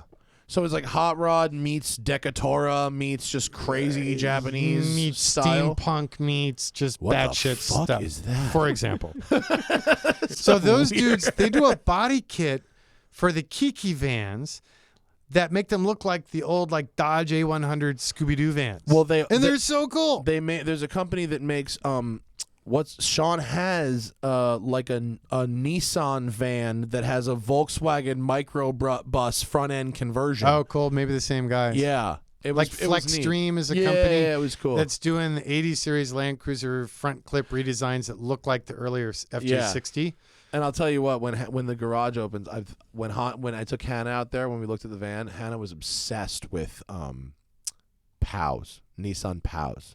My So buddy just bought we one. may- He's putting it, literally putting. They Really? hit a round up in Bend, Oregon. Does he like it? He loves it. I mean, And it's he was like- looking for a they're Figaro like recently. 6 pennies. I may Yeah. have to just get one for Hannah. I think the Figaros are damn cool. Yeah, the Figaro is it's Figaro, basically the same Figaro. thing, just a 2-seater instead of a 4-seater. Well, and I think the Figaro has more of that Ital design, Bertone, vintage 60s Italian situation going on. I'm Pretty great. super excited. That would be a cool EV platform. Because Oh, they yeah. suck with internal That's combustion. a Figaro. Figaro, really- Figaro. I feel like with some rims you could make it look kind of cool. Dude, what's wrong with those rims? They're real little. And then give me a picture of a They're POW, like PAO, 11s. a Nissan. Look at the Carrera. That's got Carrera that is lettering on it. fancy. Oh, hell yeah. That's a POW GT3 RS. Which is a combination of words that could only come from you. Oh, my God. A Figaro GT3. Oh no, yeah. The POW. That's the earlier. That's the earlier one. Yeah. The later one, that's an S Cargo. That's a disaster. So Mark Newson worked on a Suzuki that was done in the 90s. It never made it past concept.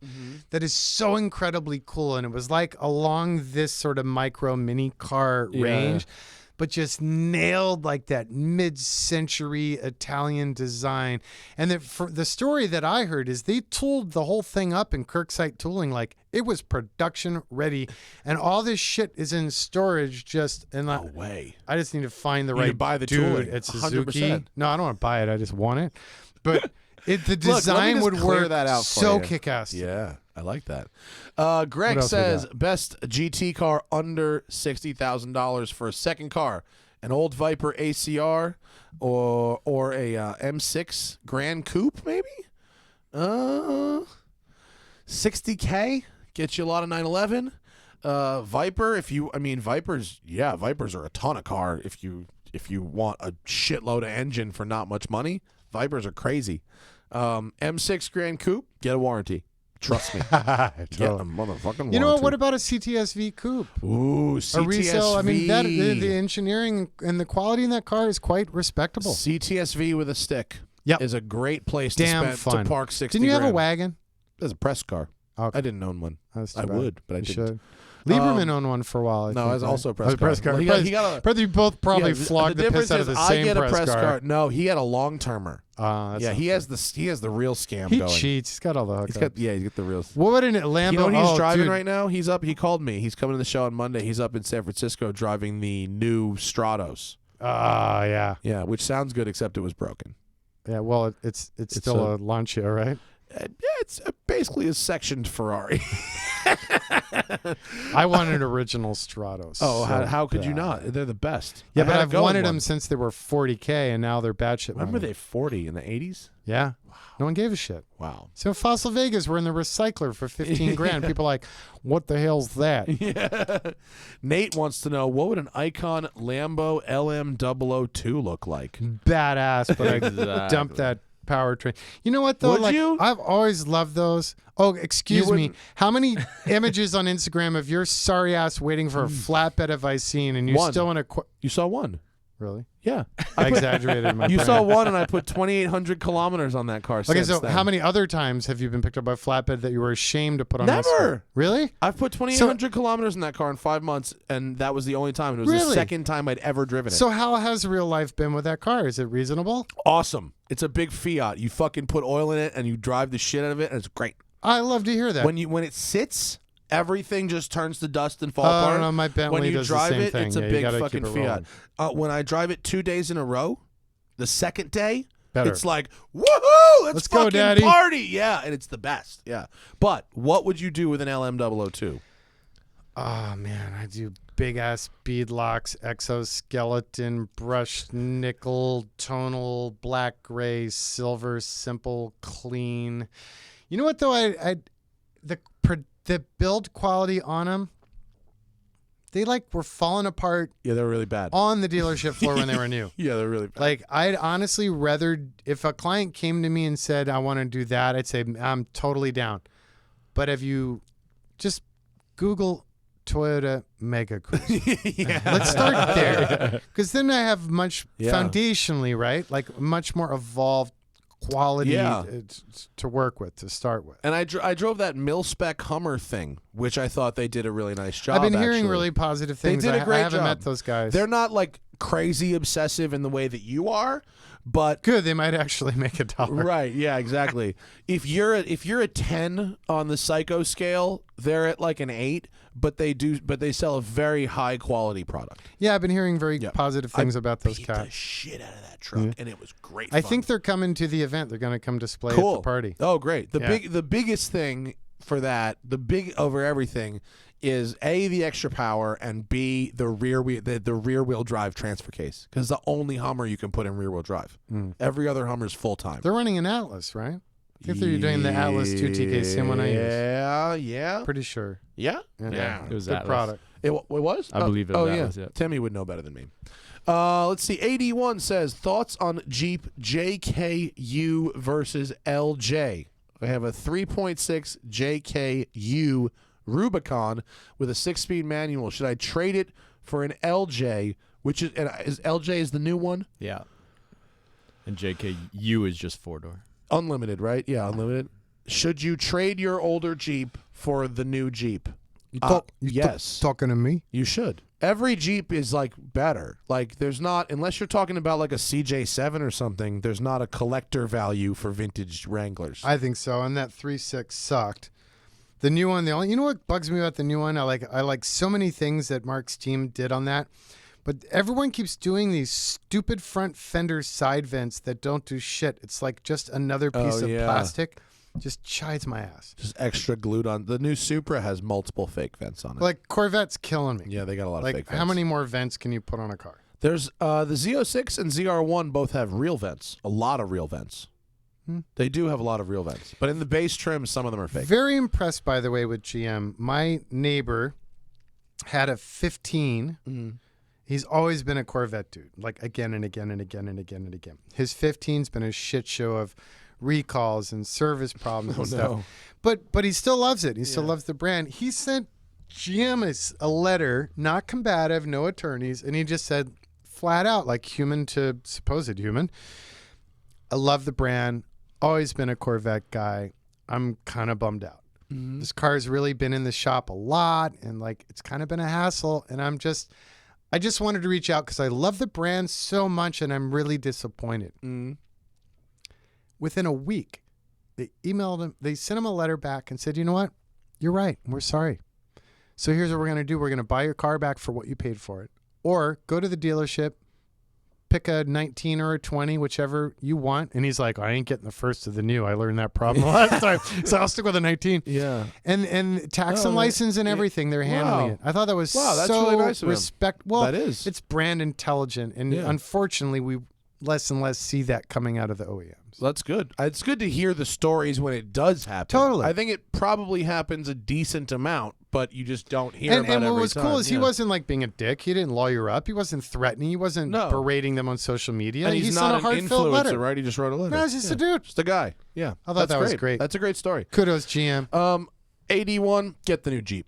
David says, should I keep my paid-off 2012 Mustang GT 6-speed or trade it in on a 2015 Audi S5 Auto with an extended warranty for commuting in Atlanta? Audi.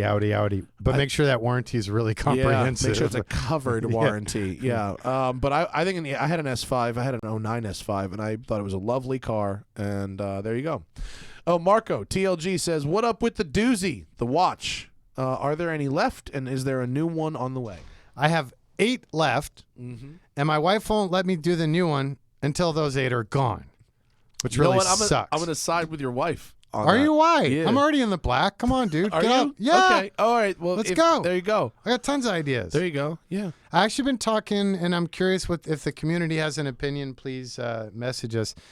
George Bamford is a good friend. Oh yeah, and he seems fun. He's a sweetheart, and that family. Like I haven't gone to Goodwood yet, and I ain't going till I'm staying at Lord Goodwood's because it's adjacent to the facility of Lord they're next door. Oh yeah, Lord Bamford Lord and Bamford's estate is like right there. Really? So I'm holding out for that invite. For the non-watch nerds, Bamford is a company primarily known for doing aftermarket customization on luxury watches, like doing blacking out Rolexes and doing like custom colored dials and custom finishes, and then they've sort of done a couple of their own new models as well. That's recently. what's kind of cool. So like Rolex kind of started copying them and getting more creative with their production line. Yeah. So now they're like, they partner with Zenith, and they're doing all sorts. And then now they have their own line of watches, which are great. Now Rolex is doing rainbow fucking diamonds and shit and sell it out. Yeah, sad. Yep.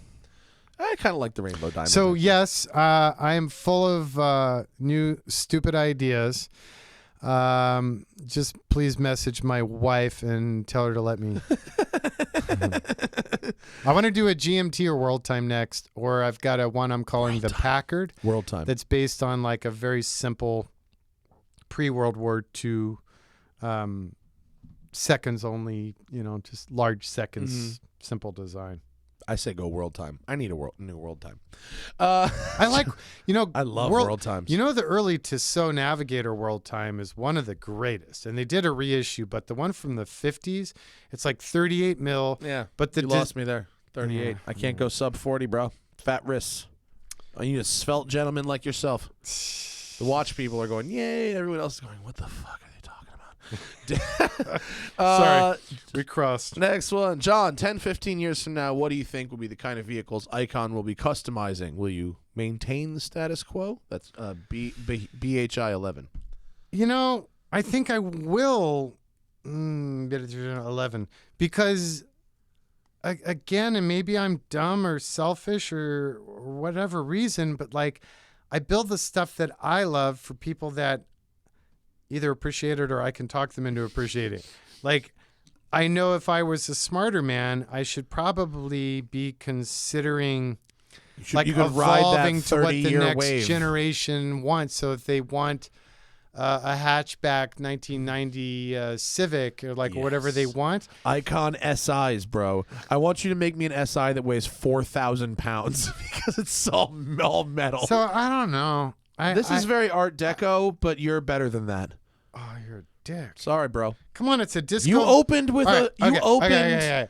So your first watch is a fucking jump hour. Yeah. Well, but it's polarizing. This, like, more dudes will deal with who are like, I'm not going to wear a tuxedo. You'll be on the front page of Hodinkee this is in 2 seconds with that. Disco Volante style, so you don't see the crown. Pardon my shitty Photoshop. Oh, or did you do the rendering. Resence crown in the back, the twist back like Resence? That's boss if you do that. No, it's just reset. You know what? It is and it isn't. At their price point, I'm pissed with them. Because of the floppy. Fucking rattles. Yep. Like, I completely with you. Come on. Really? We need to do a watch show. Super simple. Like, it's wouldn't have taken any more money. Yeah. It would take like 10 more seconds of thought and an hour in cab. I know. Dan says, I'm 25. I'm leasing a 328, presumably BMW, not Ferrari. And I think my first purchase should be a Supra to do it all. Daily in LA, occasional track days, canyons. Is this a good idea? Will it be impossible to get one? Will it depreciate? John, you're dope. Okay. Can a Supra do it all in LA? Yes, 100%. It has a adjustable suspension and comfort mode. It's soft enough to use in LA. It's small, so you have to be okay with it being small, but if you fit in it, it is a fine everyday and car. the aftermarket. The All my aftermarket will friends make in the them fast. aftermarket are already developing so much stupid Well, they had the stuff for that car. They had the busiest measuring session Yeah. SEMA Yeah, the has SEMA ever measuring are locked had down. for the Supra. Really? It's going to be the car. That's like SEMA this year is Yeah. going to be the Super Show. Bro. SEMA next year is Bro. going to be the Bronco Show. Yeah. The dollar cars are flowing like the salmon of Capistrano. And you get a dollar car. And you get a dollar car. And you get a dollar car. Totally. How much Toyota is it? Not much. Not much. Mostly BMW. So just body. Body and fine tuning. It's mostly fine tuning. But as Bozy just did a great article on Haggerty, because Bozy's king nerd, he did an article analyzing the parts catalogs for both cars. Like, almost everything's the same. Yeah, it's all in the fine tuning, but it's a nice car. Yes. Will it be hard to get in the beginning? Yes, but they are not limiting production. They're building After chill out, don't pay their premium, wait 60 put, days, and you're put all in an good. order. Yeah. You'll get a car eventually. The sweet spot is the premium, not the launch edition. Will it depreciate? Yes, it will, but it'll be a specialty vehicle, so it might depreciate not as fast as an AMG or an M car. So Thanks. Yes? Joe Carver. Joe, you want to go? Craver. Yeah, let me Joe not Craver. Craver. Sorry, my bad. You know what? I really like Fusion 360. Wait, John mentioned hiring a tutor for Fusion 360 on the Watch and Listen podcast. Was that experience worth it? The cam portion is intuitive, but I struggled with CAD. I love it. What's Fusion 360? So Fusion 360 is a CAD program that is seeking to, instead of relying on a bunch of plugins that make assumptions and interpretations, it's basically a very intuitive CAD platform that is striving to compete with like SolidWorks or like lesser Rhino, stuff like that.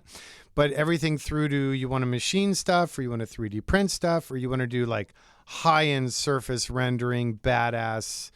It does it all within one captive program. Cool. So instead of developing 10 different little things, the guys at Autodesk are saying, okay, we're going to put a lot of eggs in this one basket.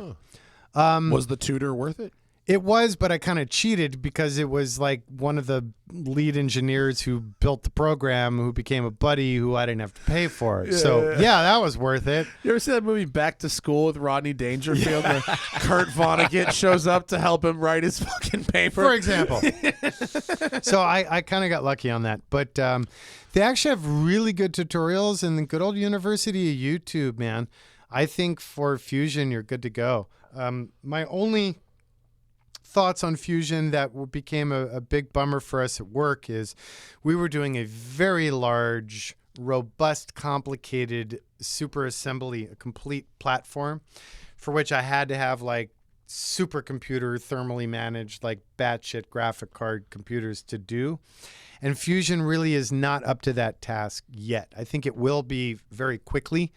But if you're doing something lesser than a complete motor vehicle, it's like super quick, super intuitive.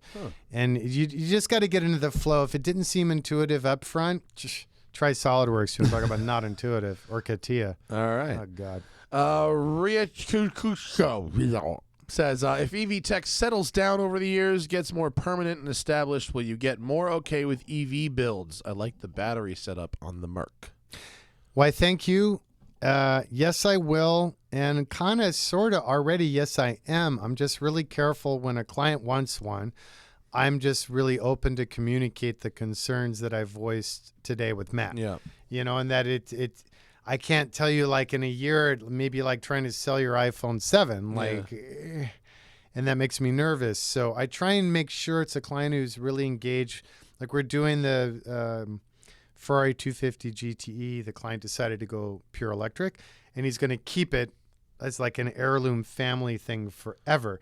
And I said, you realize that means like in 3 years, 5 years, you're probably going to want to send it back, and we're going to ditch a lot of the stuff we did, and we're going to evolve it. He said, I'm totally down with it. I'm committed. Was it an engine fire or something? How do you end up with a 250 GTE? EV Got conversion? rebodied as a GTO. Oh, so which you is just a had common so you just had a situation. body. Yep. Had all the leftovers. Oh, neat. Game on. I'm going to Fun. piss off the Ferrari dudes. Yeah, that's rad. Let's see, I pissed off Rolls guys. I pissed off Toyota guys. Aston, yeah. Okay. I hadn't hit that segment yet. David says, what typically breaks on the B8.5 Audi S5? Look, I don't know, dude. Look, used Audis, you're talking about electronics. That's what's gonna go. Yeah, and I don't know either. The only thing that I have been told is that Audi, more than most of the German manufacturers, if you do anything that takes it outside of that factory equation down to like a cold air intake or exhaust or this or that, everything is engineered precisely within the intended window of use and utility. If you take it just outside of that, shit breaks. Yeah. So just leave it stock. Don't screw with it. There you go. Lastly, before we get out of here, last one. What are some skills you look for in engineers? You know, something that's very critical to me is that a lot of engineers have no sense of design. An engineer who has a natural innate sense of design and aesthetic is dangerous and a rare beast. So like my 17-year-old just said at first, I want to be a designer. And then I subtly tried to encourage him to be an engineer because he naturally has that designer's sense of space and design. That combination is magic. So a lot of engineers, if they want to analyze shit until the cows come home and I'm bankrupt, that pisses me off. Versus, I know you just went through school and like you did the whatever, you know, EV, GT, you know, you did your concept? Your concept programs, and you learned how to do the I spreadsheets designed a and Ferrari analytics. for 2055. That's great, but I actually need to build shit. Yeah. So, organization skills, a lot of young engineers that we've had and let go was because they came in with the attitude of I can build anything, and they'll analyze anything till it's dead. And then they have no concept of project organization. So literally to this day, I'm still finding files that these guys would misname, miscatalog. And for engineering, project management, unfortunately, doesn't seem to be a key part of the curriculum. And it's absolutely critical in your skill set to understand the scope of the entire project, not just this tiny little fidget widget that you're supposed to focus on, and having a sense of design aesthetic and continuity of the entire project in relation to that minuscule element that you're addressing. I think that is a massive benefit for Good engineers. answer. Cool, man. Go campaign? Yes. Go campaign. Yeah, let's pimp it. Yeah, what do you got? Okay, so I'm on the board of a great children's charity. I have been for many years. It's called Go Campaign. The idea is that we identify local leaders in communities around the world who already see a problem that's not being taken care of that can create opportunities for kids. So we do this globally. We've established and funded local heroes that have gone on to win Nobel Prize, CNN Hero Awards, and you name it. We're having our annual event this year. It's on June 8th here in LA. I will be there. We're having a lot of the top builders and automotive goobers and geeks coming to display. We're having... Do you want a red Lambo? Sure, yeah. Or an off-road 911? Yes. Just period, yes. A lot of the top LA builders, the Peterson Museum's bringing cool stuff. We have about 25 of the top LA restaurants doing tastings. We have almost 36 of the #1 vintners in California bringing cool stuff. I got drunk last time. Yeah, it's good stuff. And then my buddy has a new mezcal brand that's off the hook cool. called Madre Mezcal. Okay. And he's coming and doing tastings. And then I'm fairly famous for my absurd auction of really cool shit you can't get anywhere else. Including a wreck watch, model 901.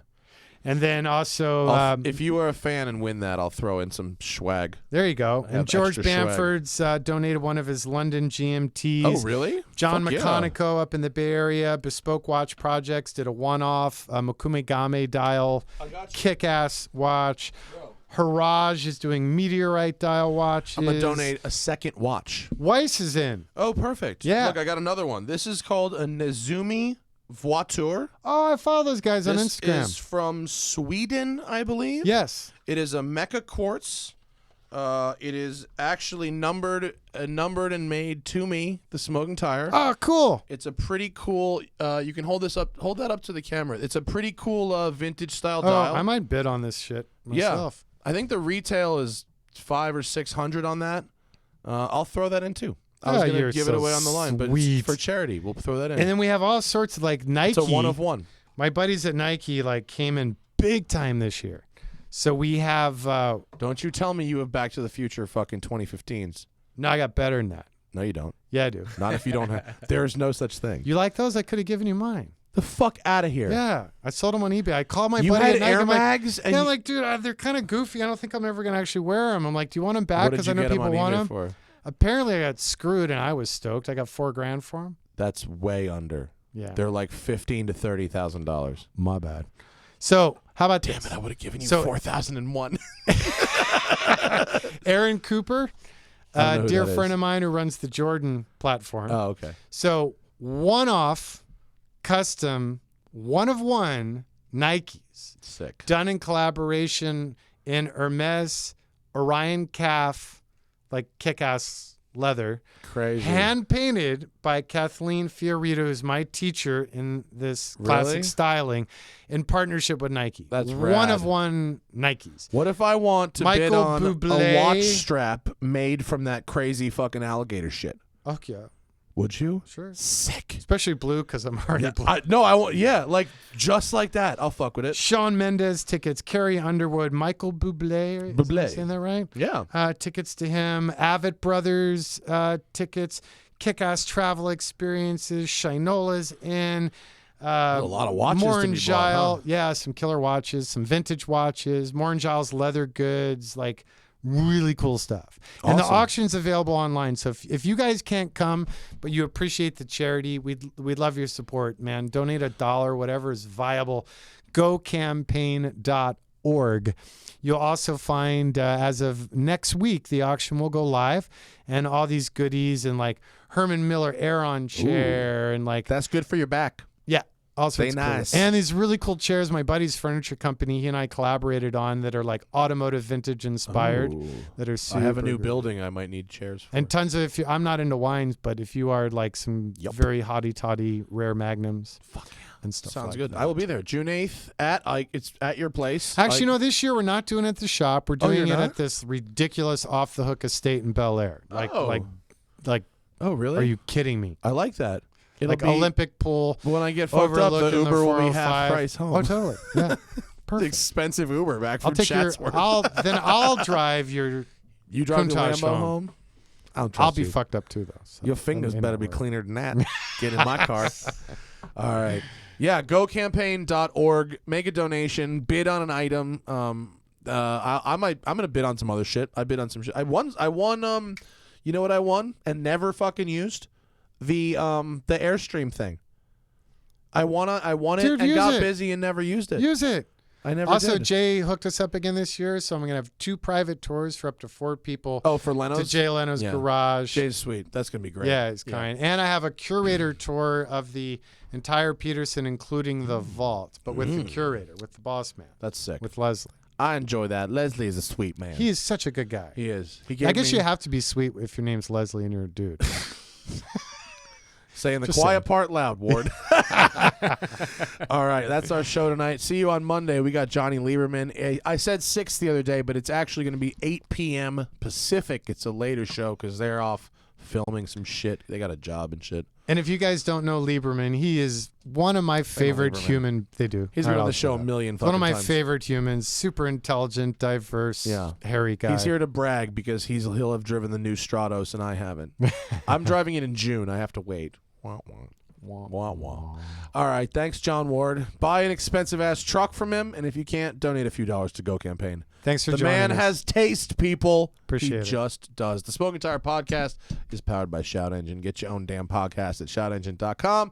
It's easy. You just need a microphone, a connection to the internet, and ideally something to say. Have a good weekend. Bye. But not even that.